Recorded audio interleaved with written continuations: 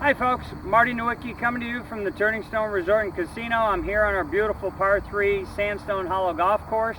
I want to talk to you today about use of some training aids. A few important ones that I think people should use. Not that you have to have them, but this impact bag, and you can use something of the like nylon, stuff it with some old towels, just like an old duffel bag. Just make sure it's not going to become some big feathery mess. When I watch people hit the impact bag, one thing that we have to be aware of, and that's to make sure that our leading arm stays out ahead of the golf club, okay?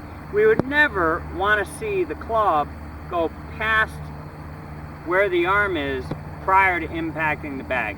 And an important note to remember, if we're practicing our chipping and pitching, that club, when it hits something, there's going to be resistance on the club head down there. My wrists and arms should be able to continue to go. So if I wanted to push that bag a little bit or move it, and keep in mind I've got it stuffed with about 20 pounds of towels, I want to make sure that my hands are in a nice stable position.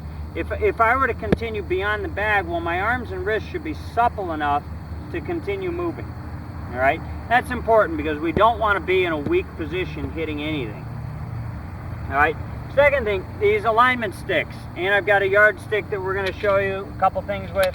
When I use the alignment sticks, we can use them for a number of purposes. If I put one on the ground, I might mark where am I catching the ground relative to that stick, knowing that a good player only hits the ground on this side of the ball.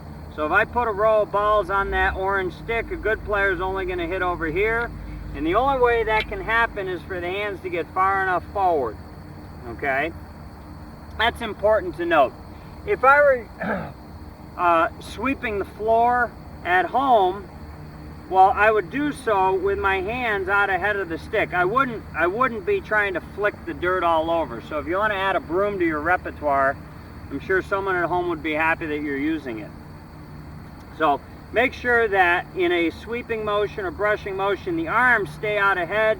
Again, if I'm going to hit something, my right wrist is bent back, left wrist is out ahead, and that keeps this shaft, or the stick in this case, in a nice stable position to hit something with. Unstable here, we flick dirt with the broom, we don't want any part of that. Although you could argue that you have a defective broom and you don't have to sweep anymore. Last thing I want to show you is this yardstick. We can do a couple things with the yardstick. I like using it to teach people the grip. The yardstick, and I'll come up a little closer, the butt end of the heel pad of my hand sits right on top of the yardstick. The fingers happen to curl nicely on. The index finger hooks on, doesn't apply much pressure, and the thumb itself just rests. And that puts my grip on there properly, so that now when I hit something, I've got a nice flat, stable wrist in hitting something. The other thing that I'll use the yardstick for is to measure. When I watch people putt, I'll just make sure that their backstroke and follow through are going similar distances, and I'll do that frequently to a beat.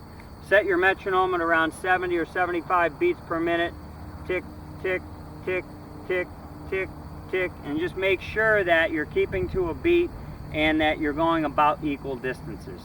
I hope some of these ideas have helped you, and I look forward to seeing you out here at the Turning Stone Resort and Casino soon. I'm Marty Nowicki, signing off.